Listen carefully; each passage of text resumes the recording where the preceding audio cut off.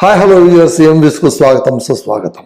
So ఇవాళ Kannada Bigg boss హౌస్లో ఏం జరిగింది, ఏ విశేషాలు జరిగాయి, నామినేషన్ ఘట్టం పూర్తయిందా, ఎవరు నిలిచారు, ఎవరు ఫినాలేకి వెళ్ళారు, ఎవరెవరు నామినేట్ అయ్యారు, ఇవన్నీ విషయాలు మీతో మాట్లాడడానికి నేను రెడీగా ఉన్నాను.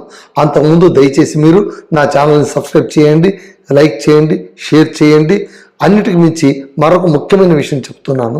ఏంటి అంటే ఇంకా కొన్ని రోజుల్లో బిగ్ బాస్ ముగిసిపోతుంది. కన్నడ బిగ్ బాస్ ముగిసిపోయినా కూడా ఈ ఛానల్ వేరే కంటెంట్తో ఖచ్చితంగా మీ ముందుకు వస్తుంది. వివిధ రకాలైనటువంటి కాంటెంపరీ కంటెంట్ను ఇచ్చి తీరుతాం.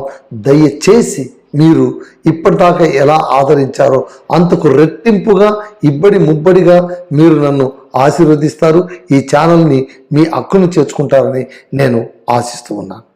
ఇక కమింగ్ టు ది పాయింట్, నిన్నటి నుంచి నామినేషన్ ప్రక్రియ మొదలైంది.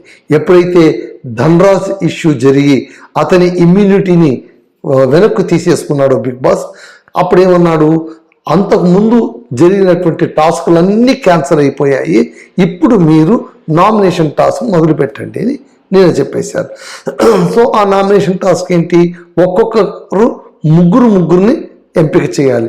ఎంపిక చేసి సరైన కారణాలు చెప్పి ఒక సర్కిల్ ఉంటుంది, ఆ సర్కిల్లో దాన్ని ఒక తంతికి గుచ్చితే ఫోటోను, వెనకటి నుంచి ఒక వ్యక్తి, బిగ్ బాస్ హౌస్ నుంచి వచ్చిన ఒక వ్యక్తి ఉంటారు, బయట నుంచి వచ్చిన వ్యక్తి, ఆయన నోటితో ఆ ఫ్లేమ్ను ఊదుతూ ఆ ఫోటోలను మసి చేసేస్తారు. సో నిన్న కొంతమంది చేసేశారు, ఇవాళ ఇంకా ఇద్దరు మిగిలారు. ఎవరు అంటే భవ్య అండ్ ధన్రాజ్. సో మొదట భవ్య వస్తుంది. భవ్య వచ్చి త్రివిక్రమ్ని తీసుకుంటుంది. త్రివిక్రమ్ని తీసుకొని, నువ్వు కేవలం ఫిజికల్ టాస్క్ ఆడతావే కానీ నువ్వు మెంటలీగా అంత బాగా ఆడిన దాఖలాలు నాకు కనిపించలేదు. పైగా నామినేషన్ కోసం ఎర్లీ వీక్స్లోన మీరు ఒక గుంపుతో మాట్లాడడం, నేను ఖచ్చితంగా గెలిస్తే మిమ్మల్ని నామినేట్ చేయను, మిమ్మల్ని నేను చూసుకుంటానని చెప్పడం. ఎందుకంటే మొట్టమొదట తాను క్యాప్టెన్ కావాలని అనుకున్నప్పుడు మంజుతోనూ, ఆ తర్వాత మోక్షిత, గౌతమి, మీ ముగ్గురిని కూడా నేను అంటుకోను అని త్రివిక్రమ్ చెప్పి అప్పుడు వివాదాస్పదంగా మునిగిపోయారు. ఆ విషయం మనకు గుర్తుండే ఉండాలి. సో ఈ పాత తవ్వకాలు, ఈ నామినేషన్ ఘట్టం మొత్తం కూడా పాత తవ్వకాలే. మొదటి వారం నుంచి ఇప్పటిదాకా దొరికిన పాయింట్లన్నీ తీసుకుని గుదిపుచ్చి నామినేట్ చేశారు. ఒక రకంగా ఇది అన్ఫేర్, రెండో రకంగా ఇంతకుమించి చేయగలిగింది ఏమీ లేదు. ఎందుకంటే చివరి వారంలోకి వచ్చేసారు, ఇంకా ఏమీ చేయడానికి వీల్లేదు. ఇప్పుడు కొత్తగా ఏం టాస్కులు ఆడలేదు, ఆడిన టాస్కుల్లో నుంచి చేసిన లోపాలనే ఎత్తి చూపాల్సి ఉంటుంది. అంతకు మించి వేరే దారి లేదు. కాబట్టి అందరూ అదే మార్గంలో వెళ్ళారు. భవ్య కూడా అదే దారిలో వెళ్ళారు. వెళ్ళి ఆమె ఇంకొక మాట ఏం చెప్పింది, మీరు సరిగ్గా అంటే ప్రోట్రేట్ చేయట్లేదు, మీరు సరిగ్గా ఫిజికల్ టాస్క్ ఒకటే మీరు ఆడుతున్నారు అంతే తప్ప అంతకు మించి మీ నుంచి నేనేమి ఎక్కువగా చూడలేదు, అందుకోసమే నేను మిమ్మల్ని నామినేట్ చేసేస్తున్నాను అని చెప్పి త్రివిక్రమ్ నవ్వుతూ స్వీకరిస్తారు. సరే అని ఊరికైపోతాను అంతే. నెక్స్ట్ మంజుని పిలుస్తుంది. మంజుతో మాట్లాడేటప్పుడు దాదాపు ఒక 10 నిమిషాల పాటు చర్చ సాగుతుంది మంజుతో. అంటే మళ్ళీ సేమ్, గత 6 వారాలుగా నువ్వు కనిపించట్లేదు, నంబర్ 1 పాయింట్. రెండవది, మీరు గౌతమితో ఉన్నంత సబ్మిసివ్గా మిగిలిన ఆడవాళ్లతో హౌస్లో ఎందుకు ఉండట్లేదు? ఒక టాస్క్లో కేవలం గౌతమి ముక్కుకు తగిలిందని ఆమె గట్టిగా అరవడంతో మమ్మల్ని, నన్ను, మోక్షితను మూటలాగా ఎత్తి అవతల లాగి పడేశారు. చేతి గాయాలు కూడా అయిపోయాయి. ఫిజికల్లీ మ్యాన్ హ్యాండ్లింగ్ చేశారు. మళ్ళీ గౌతమి దగ్గర మీరు అంత సబ్మిసివ్గా ఉండడం ఏంటి, మన దగ్గర అంత ర్యాష్గా ఉండడం ఏంటి అని చెప్పి అప్పుడు చెప్తారు. మంజు ఏమంటాడు, అందరితో ఒకేలా ఉండడానికి వీలు కాదు. గౌతమి దగ్గర నాకు ర్యాప ఉంది, ఆమె నాకు ఫ్రెండ్, ఆమె పట్ల నాకు గౌరవం ఉంది, ఆమె నన్ను చక్కగా ట్రీట్ చేసింది కాబట్టి నేను ఆమె మాట విన్నాను, మరి మా మాట ఎందుకు వినకూడదు అంటే అదే అంటాడు అతను. ఒక మాట అయితే ఖచ్చితంగా అంటాడు, ఏంటంటే స్నేహం ఉంచుకోవాలి అనేటువంటిది ఇరు పక్షాల మీద ఉంటుంది, ఒకరి దగ్గర ఉండదు. నాకు గౌతమికి మధ్య ర్యాపో కుదిరింది కాబట్టి మేమిద్దరం ఫ్రెండ్గా ఉన్నాం, మళ్ళీ నీకు నాకు మధ్య ఆ ర్యాపో కుదరలేదు, నన్నేం చేయమంటావు? ఎప్పుడు చూసినా కూడా ఆమె దగ్గర ఇట్లా చేతులు కట్టుకొని ఉంటావు, తల వంచుకొని ఉంటావు, ఆమె ఏం చెప్తే అది వింటావు అనగానే కోపం వస్తుంది. నేను నీ మాట వినడానికి బిగ్ బాస్ హౌస్కి వచ్చింది అని అంటాడు. ఓన్లీ నీ మాట వినడానికే నేను బిగ్ బాస్ హౌస్కి వచ్చింది. లేదు గౌతమ్ మాట అయితే వింటావు నువ్వు అది అంటే అప్పుడు కోపం వస్తుంది. మళ్ళీ నువ్వు పొద్దుస్తమానం ఈవెన్ రాత్రులు కూడా తిరుగుతూ ముందు కూర్చొని గుసగుస మాట్లాడుతుంటావు కదా, మళ్ళీ దాని విషయం ఏం చెప్తావు? అందుకని ఆమె చాలా ఓపెన్గా ఎస్ నేను మాట్లాడతాను, నీకెందుకంత కడుపుమంట అంట. కడుపుమంట ఏముంది ఇక్కడ? గౌతమిని టార్గెట్ చేసి నువ్వు అన్నందుకు నిన్ను టార్గెట్ చేసి త్రివిక్రమ్తో మాట్లాడుతున్నావు కదా అని ఆయన క్వశ్చన్ రైజ్ చేశాడు. ఒకటి నామినేషన్ చేసింది అంతకే అదే వేరే విషయం కాదు, అందరు చేసినట్టే భవ్య కూడా చేసింది. కానీ ఆ మాట్లాడేటప్పుడు ర్యాష్గా హార్ష్గా మాట్లాడడం వల్ల ఎదుటి వ్యక్తులకు కాస్త పెయిన్ అనిపించే అవకాశాలు ఉన్నాయి. బట్ నామినేట్ చేసింది, ఖచ్చితంగా చేసింది. ఎందుకంటే ఆమె కూడా ఆ పెయిన్ ఉంది. ఎందుకంటే ఆటలో ఆమెకు దెబ్బలు తగిలాయి, ఆమె పక్షాన ఆడినటువంటి మోక్షిత కూడా లాగి పడేశాడు. ఇవన్నీ కూడా ఆమె మనసులో ఉంది. సో అతన్ని నామినేట్ చేసింది. నెక్స్ట్ గౌతమిని తీసుకొని డైరెక్ట్గా ఫిక్స్ చేసింది. ఆమె డైరెక్ట్గా ఆమె ఏమంటుందంటే అసలు మంజు ఆడకపోవడానికి మీరే అడ్డు అని నా అభిప్రాయం. మీ వల్లనే మంజు ఇవాళ ఇలా తయారయ్యాడు. మొదటి 4 వారాల్లో ఉన్నటువంటి మంజుకు తర్వాత మంజుకు వ్యత్యాసం రావడానికి ప్రధాన కారణం మీరే. ఆయన్ని మీరు ఒక హెడ్ మిస్ట్రెస్ లాగా చూస్తున్నారు. డిసిప్లిన్ అంటే బెత్తం పట్టుకుని స్టూడెంట్ ఎలాగైతే బెదిరిస్తారో అలాగా మీరు మంజును బెదిరిస్తున్నారు. ఆయన ప్రతి నిర్ణయం వెనుక మీ ప్రభావం కనిపిస్తోంది. అసలు ఈ హౌస్లోన మంజుని మీరే ముందుకు నడిపిస్తున్నట్టు. ఎవరితో మాట్లాడాలి, ఎవరితో మాట్లాడకూడదు, ఏ ఆట ఆడాలి, ఏ ఆట ఆడకూడదు, అన్నింటినీ మీరే నిర్ణయిస్తున్నట్టు నాకు అనిపించింది అని చాలా తీవ్రమైన అలిగేషన్. అంటే అందరి మనసులోనూ ఉంది ఇది, భవ్య డైరెక్ట్గా చెప్పింది అనమాట. అలా చెప్పినప్పుడు అతను అదే గౌతమి అంటుంది, నీవు తప్పుగా అనుకుంటున్నావు, ఆయన నిర్ణయాలు స్వతంత్రంగా తీసుకుంటాడు, ఆయన మహామొండి, నా మాట అస్సలు వినడు. కాకపోతే యాజ్ ఎ ఫ్రెండ్గా I'm having every right to correct him. ఆయన్ని ఎక్కడెక్కడ కరెక్ట్ చేయాలనిపిస్తుందో ఖచ్చితంగా నేను చేశాను, నేను చేయలేదనిపించలేదు. అయితే నా ప్రకారం ఆయన ఆట ఆడాడని మాత్రం లేదు, ఆయన సొంత నిర్ణయాలు ఆయన తీసుకున్నాడు అని ఆమె చెబుతుంది అనమాట. ఇన్ని మాటలంటూ గౌతమి ఇంకో మాట అంటుంది, మంజు ఎంతో పెద్ద జీవితాన్ని చూసి వచ్చాడు, ఆయన చాలా విచిత్రమైన ఎక్స్పీరియన్స్ ఉంది. ఒక్క గౌతమి మాట విని ఆయన తన్ను తాను దిద్దుకోవాల్సినటువంటి స్థితిలో ఆయన ఉన్నాడని నేనైతే అనుకోవట్లేదు అని ఆమె చెబుతుంది. సో ఈ విధంగా ఈ ముగ్గురిని నామినేట్ అయిపోతారు. నెక్స్ట్ ధనరాజు వస్తాడు. ధనరాజు వచ్చి అతను కూడా మంజుని తీసుకుంటాడు, ఆ తర్వాత రజిత్ని తీసుకుంటాడు, ఆ తర్వాత మోక్షితని తీసుకుంటాడు.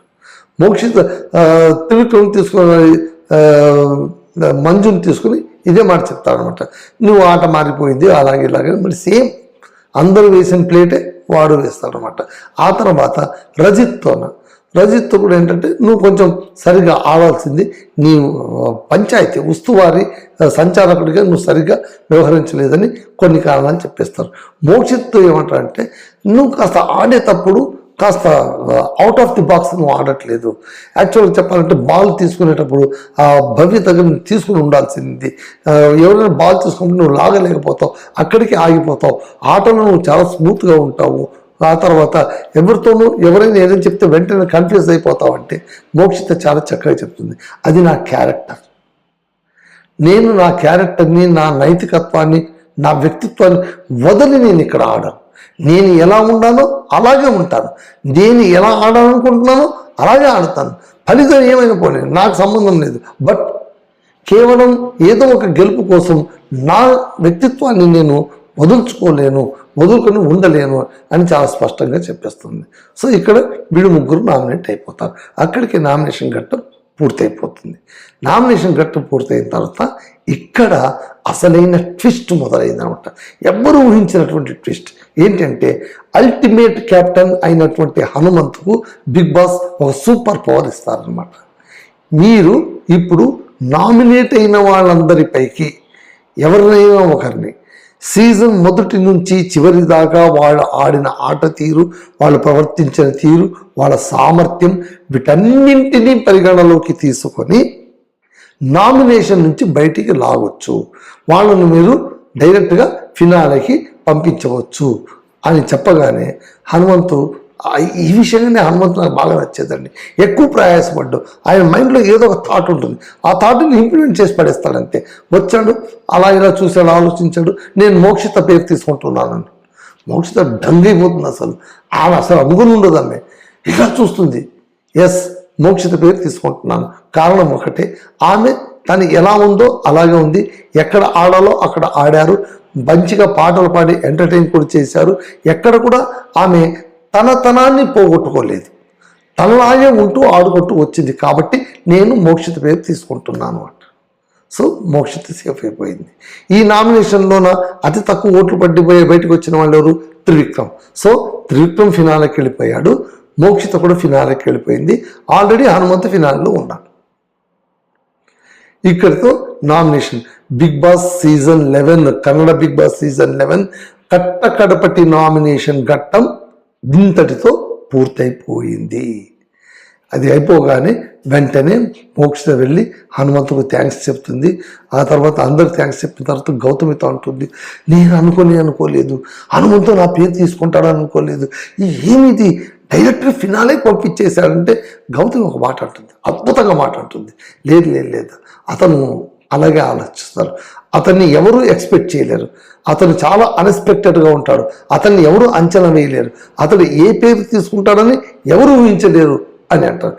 నిజమే. యాక్చువల్గా చెప్పాలంటే భవ్య పేరుని తీసుకుని ఉండొచ్చు, గౌతమి పేరుని తీసుకుని ఉండొచ్చు. ఎందుకంటే వీళ్ళిద్దరు కూడా హనుమంతుకు చాలా క్లోజ్గా మాట్లాడుతుంటారు. కానీ మోక్షిత పేరు తీసుకున్నాడు.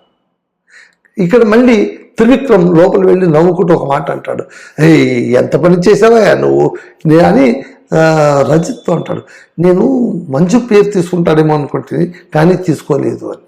ఈ మొత్తం ఎపిసోడ్లో చూసుకుంటే మంజు ఘోరంగా టార్గెట్ అయినట్టు కనిపిస్తాడు. ఘోరంగా. పర్వాలేదు, ఎందుకంటే ఎవరైతే ఘోరంగా టార్గెట్ అవుతారో వాళ్ళు ఖచ్చితంగా బయటకు వచ్చేస్తారు. వాళ్ళు సేఫ్ అయిపోతారు. ప్రజలు వాళ్ళని రక్షిస్తారు. బిగ్ బాస్లోన సుదీప్ గారు ఒక సీజన్లో ఒక ఎపిసోడ్లో చెప్తారు ఆయన ఏంటంటే, నామినేట్ చేసేవాళ్ళు హౌస్లో ఉండే ఒక 10 మందో 5 మందో 11 మంది అంతే. కానీ నామినేట్ అయిన మిమ్మల్ని రక్షించే వాళ్ళు బయట లక్షల్లో ఉన్నారు. వాళ్ళ కోసం ఆడండి. మిమ్మల్ని నామినేట్ చేస్తారనుకునేటువంటి 11 మందిని మీరు కాకాపట్టొద్దండి. మీ ఆట మీరు ఆడగలిగితే బయట ఉన్న లక్షలాది మంది ఓట్లేసి మిమ్మల్ని సేఫ్ చేయడానికి వాళ్ళు రెడీగా ఉన్నారు. వాళ్ళ గురించి ఆలోచించాలి అంతే. మీ గురించి ఎందుకు వాడు నామినేట్ చేస్తారు వీడు నామినేట్ చేస్తారని ఎందుకు ఆలోచిస్తారు అన్నారు. Yes, it's 100% correct. అంతే కదా. సో ఇక్కడ ఘట్టం ముగిసిపోయింది, అంతా అయిపోయిన తర్వాత సో నిన్నటి నుంచి కూడా వాతావరణం చాలా గంభీరంగా ఉంది, సీరియస్ నోట్తో సాగుతుంది. ఇక్కడ తేలిక పరిచేసి బిగ్ బాస్ ఆయనకు అర్థమైపోయింది, ఇంకా వీళ్ళ దగ్గర కంటెంట్ లేదు, ఇంకా ఆడటానికి ఏమీ లేదు. కాబట్టి ఇప్పుడు చేయాల్సిందల్లా ఏంటి, కాస్త ప్లెజెంట్ చేయాలి. ఫ్యామిలీ వీక్ ఆల్రెడీ అయిపోయింది. ఇప్పుడు ఏంటంటే మళ్ళీ అందరూ పాత కంటెస్టెంట్లు అందరూ వచ్చేసారు. ఒక్క లాయర్ జగదీష్, ఐషు వీళ్ళిద్దరు, బహుశా వీళ్ళిద్దరూ వచ్చేది రేపు చూపిస్తారేమో తెలీదు. బట్ మిగిలిన వాళ్ళందరూ వచ్చేసారు. మొట్టమొదట మానస్ వచ్చేస్తుంది, ఆ తర్వాత శశిర్ వస్తాడు, ఆ తర్వాత యమున వస్తుంది, ఆ తర్వాత హంస వస్తుంది, ఆ తర్వాత శశిర్ వస్తాడు, ఐషు వస్తుంది. సో ఇంతమంది వస్తారు. రాని వాళ్ళు ఇంకా 3 ఉన్నారు, ధర్మ, ఆ తర్వాత ఐషు, ఆ తర్వాత ఎవరు లాయర్ జగదీష్. వీళ్ళు 3 వచ్చేస్తే మొత్తం సీజన్లో ఉండే వాళ్ళందరూ వచ్చేస్తున్నారు. చాలా కాలం తర్వాత మళ్ళీ హౌస్ కాకలాడిపోయింది, ప్లస్ ఎమోషన్ ట్రిగ్గర్ అయిపోయింది. వచ్చిన వాళ్ళకు ఉంటుంది కదా, మీరు తొందరగా వెళ్ళిపోయినా కూడా బయట నుంచి వచ్చింటారు కాబట్టి మళ్ళీ బిగ్ బాస్లో వచ్చిన వాళ్ళు ఆ ఎమోషన్ ఉంటుంది. అలాగే లోపల ఉన్న వాళ్ళు కూడా బయట వాళ్ళని చూడగానే ఆనందంతో వాళ్ళు గుండెకి హత్తుకుంటారు. ఇంతటి హడామిడిలో, ఇంతటి సందడిలో గోల్డ్ సురేష్ కూడా వచ్చింటాడు. సో ఇంతటి సందడిలోన ఒక విషయం జరుగుతుంది. ఏంటంటే ఈయనకు సంబంధించి ఎవరు భవ్యకు సంబంధించి ఆమె అడుగుతుంటుంది, ఐషు ఏమని అడుగుతుంటుంది, ఒక క్యాండిడేట్ ఆమె పేరు సంథింగ్, ఆమె అసలు మీరిద్దరమే మీకు త్రివిక్రమ్ మధ్య ఏం జరుగుతుంది, అనుష అడుగుతుంది. మీకు బిగ్ బాస్కు త్రివిక్రమ్కు మధ్య కేవలం కంటెంట్కు సంబంధించిన వ్యవహారం, టాస్క్కు సంబంధించిన వ్యవహారం అంతవరకే అయితే పర్వాలేదు. ఆ తర్వాత నుంచి మీరు మీ వ్యక్తిత్వాన్ని మీరు కొంచెం మార్చుకోవద్దండి అని చెప్తుంది. కానీ కాకపోతే ఎందుకో త్రివిక్రమ్ చాలా డెలిబరేట్గా ఆమె దగ్గర ఆల్మోస్ట్ ప్రపోజల్ చేసినట్టు చేసేసాడేమో అని అనిపిస్తుంది. అది బయట కెమెరా కూడా వెళ్ళిపోయినట్టు ఉండేది. మానసు కూడా అదే అంటుంది, అందరు చూశారుగా అంటుంది. ఒకరోజు రాత్రి బెడ్ దగ్గర కూర్చొని ఇతను ఏమో అడుగుతూ ఉంటాడు, తనేమో పాపం సిగ్గుపడుతూ చెప్తూ ఉంటుంది. Something is there. ఆ ప్రపోజల్ దాకా వెళ్ళిపోయినట్టుంది. మళ్ళీ ఏమవుతుందో చూడాలి.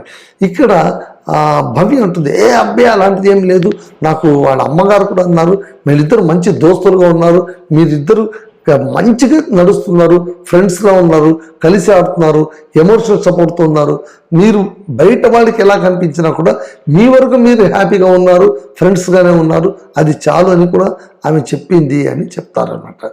సో ఇక్కడ ఈ చిన్న విషయం క్లారిటీ అనుష బయటకు లాగుతూ ఉంటుంది, చెప్పండి అసలు మీ ఇద్దరి మధ్య ఏముంది చెప్పండి అని. మానస కూడా కొంచెం ట్రై చేసినట్టుంది. అలాగే రంజిత్ వస్తాడు.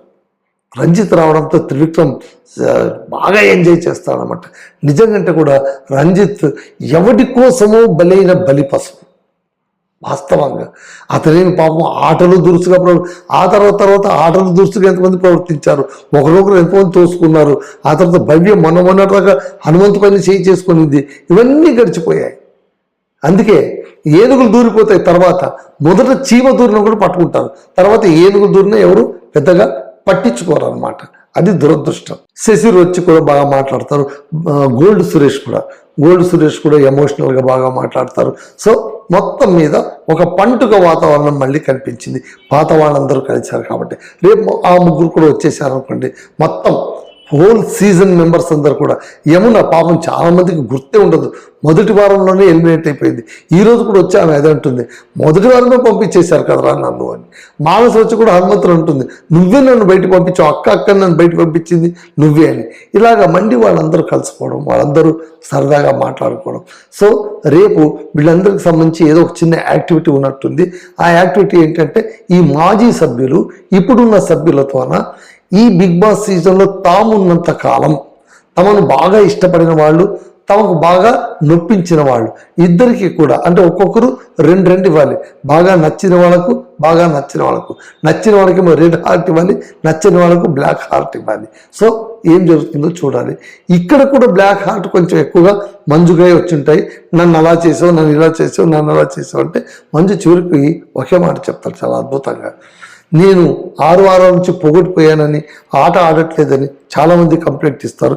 ఇప్పుడు నాకు వచ్చిన బ్లాక్ హార్ట్స్ని బట్టి బహుశా మీకు సమాధానం దొరికి ఉంటుంది, అంటే నేను ఎలా ఆడానో మీకు దొరికి ఉంటుంది అని. ఆ తర్వాత ఇంకో చోట కూడా మోక్షిత దగ్గర అంటాడు, చాలా అద్భుతమైన మాట అంటాడు, నాకు ఇంత దాకా వచ్చాను, it's enough, more than enough. Cup గెలుచుకోవడం ఇవన్నీ కూడా సెకండరీ. నాకు తెలుసు, నేను ఎక్కడో ఒక చోట గివప్ పొజిషన్లోకి వచ్చేసాను అన్న విషయం కూడా నాకు తెలుసు.